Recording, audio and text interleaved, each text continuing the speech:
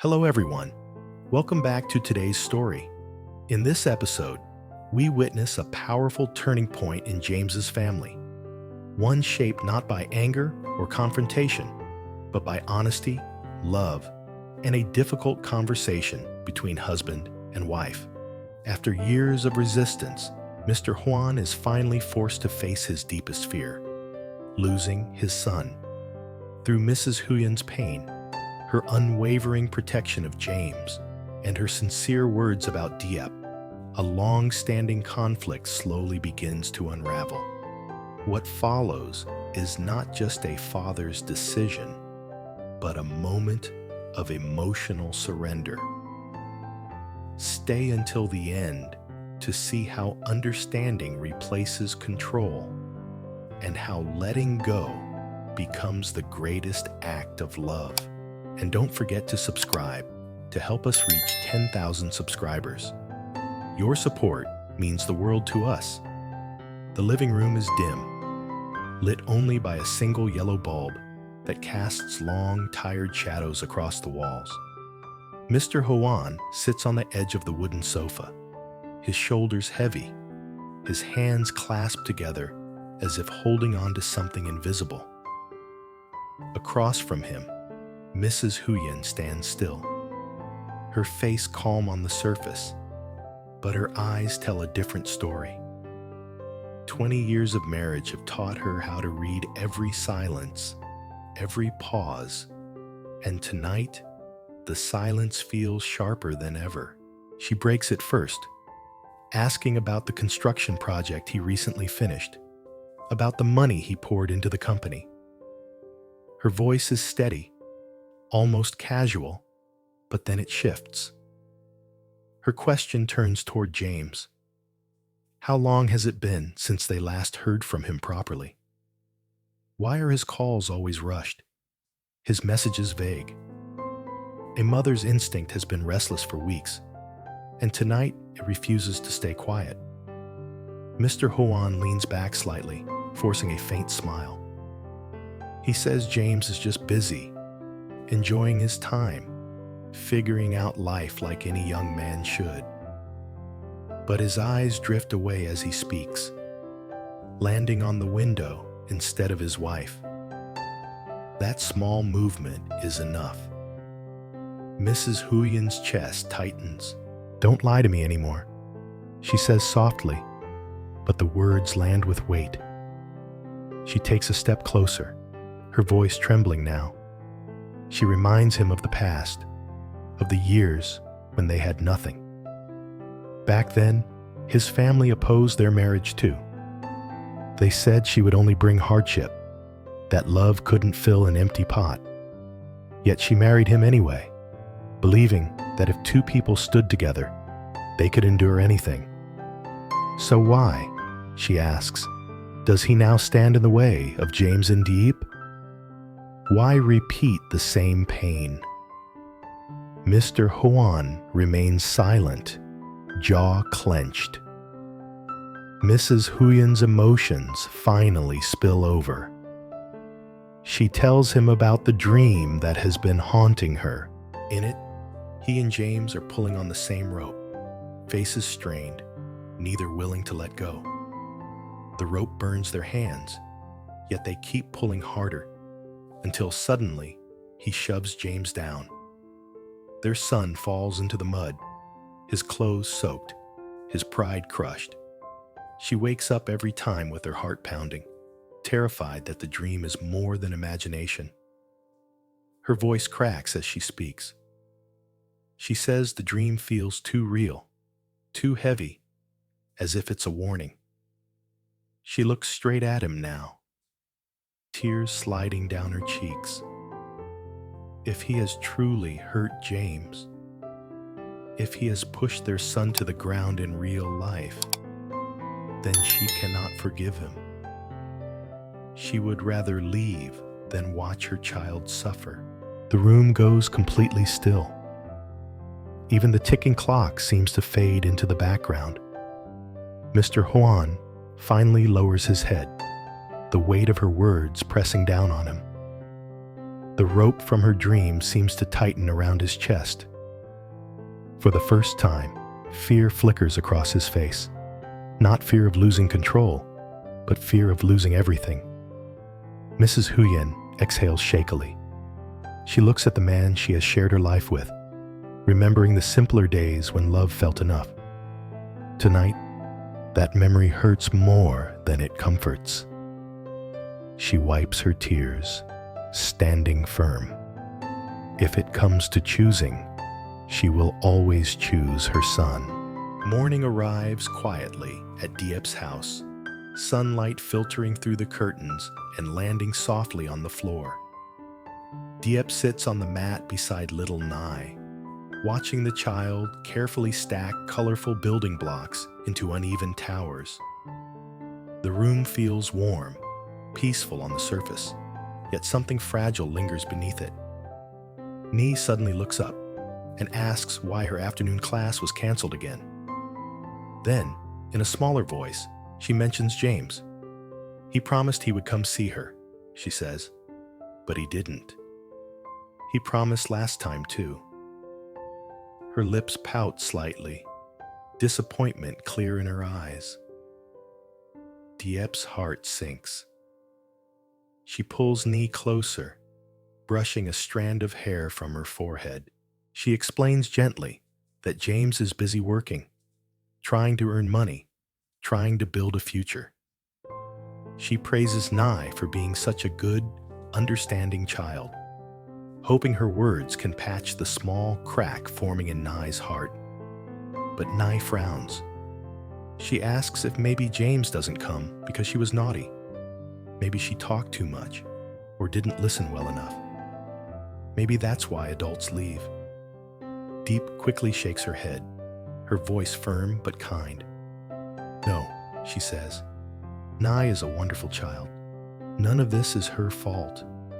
She explains what it means to be a good kid. Not just listening and studying hard, but also being honest about what makes you sad or uncomfortable, so adults can help fix it together. Nai thinks for a moment, her small brows knitting together. Then she asks a question that catches Diep off guard. If being good means fixing things together, then why don't Diep and James fix their problems? Does that mean they aren't good children anymore? Diep lets out a quiet, bittersweet laugh. She explains that adulthood is complicated. Arguments don't disappear as quickly as they do between children. Sometimes hurt stays for days, even weeks. Sometimes people don't know how to say what they feel. Nai listens, then shakes her head. She says she doesn't want to grow up. Growing up sounds tiring. Before Diep can respond, Nhi suddenly remembers the cake and hops up excitedly, the heavy topic fading as quickly as it came. Diep watches her, a tight ache forming in her chest. Teaching Nai to be strong and honest feels right, yet she realizes she herself is trapped in the very confusion she's describing. The contrast between Nhi's innocence and her own tangled emotions makes her feel painfully alone. Later that day, the orchard buzzes with life. Beneath the wide green canopies, sunlight pours down on rows of ripe pomelos, their skins glowing softly. Diep moves among the workers, sleeves rolled up, hands steady as she gives instructions. Laughter mixes with the sound of fruit being picked, baskets being set down, tools clinking against the soil.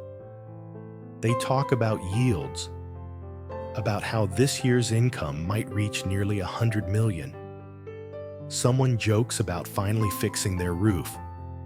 Another laughs about buying new shoes for the kids. Diep listens, nodding, tying red strings carefully around selected fruits to mark them as export quality. She reminds everyone to pack them tightly, to sew the caps securely so nothing gets damaged.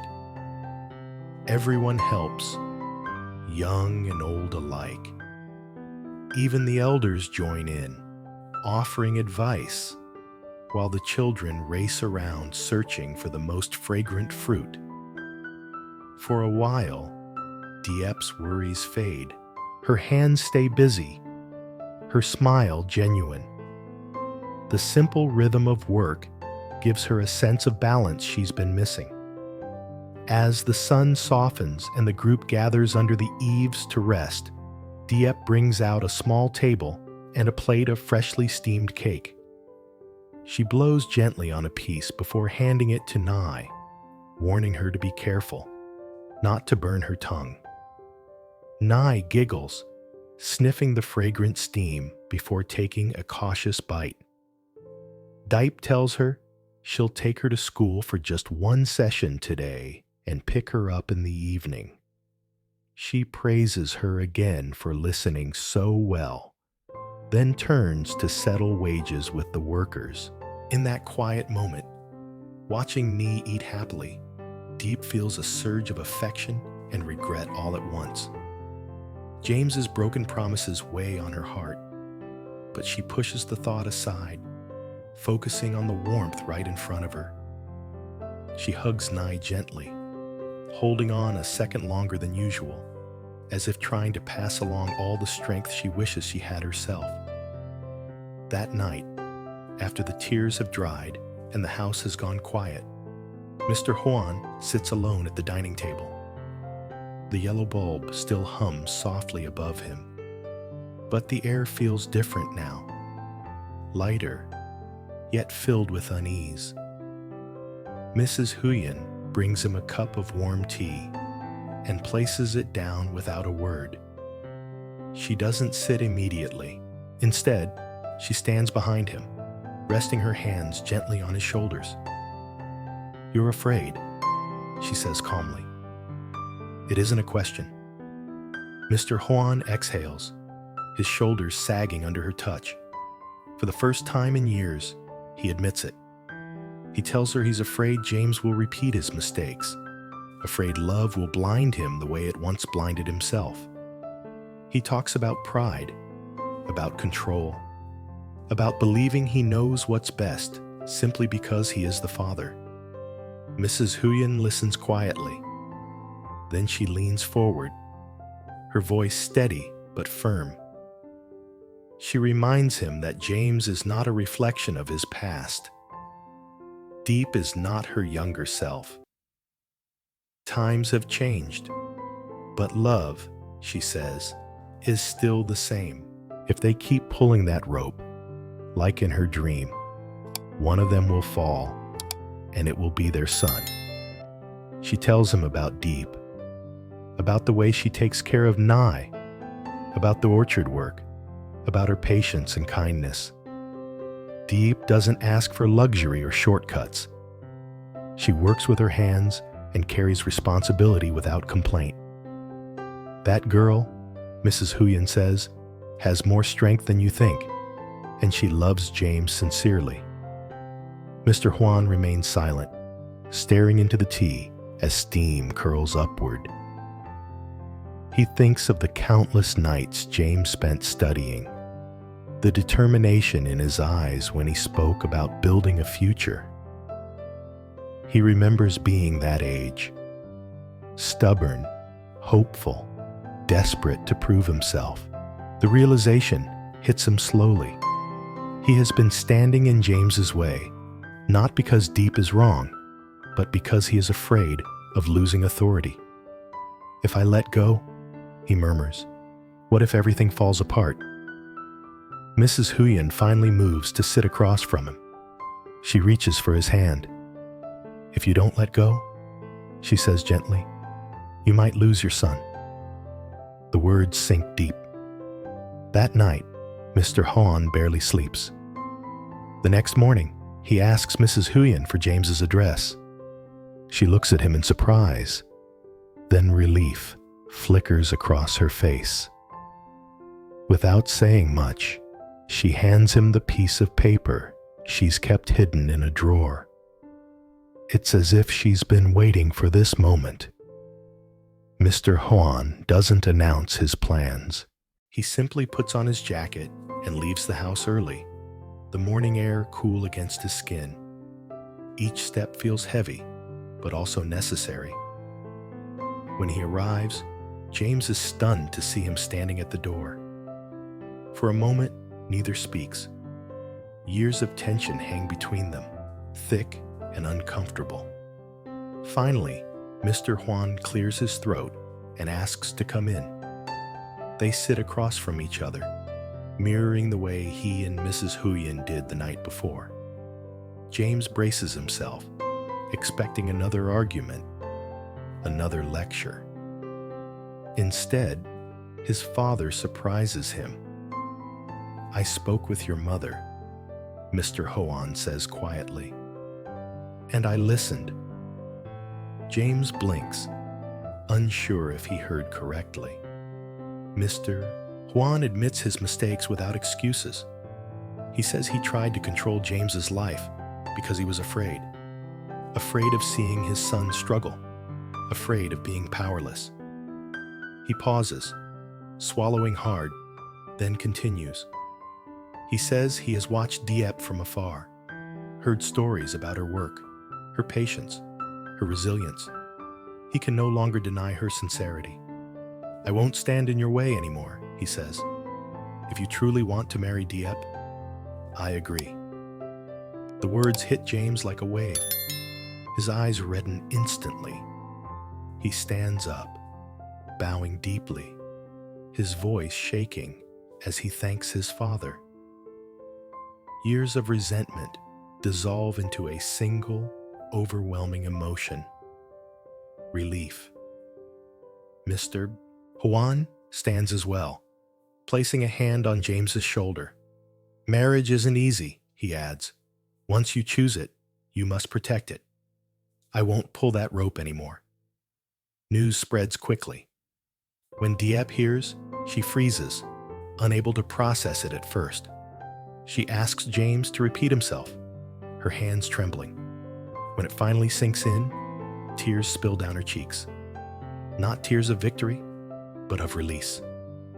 That evening, Diep brings Ni to visit Mr. Huyen and Mrs. Huyen.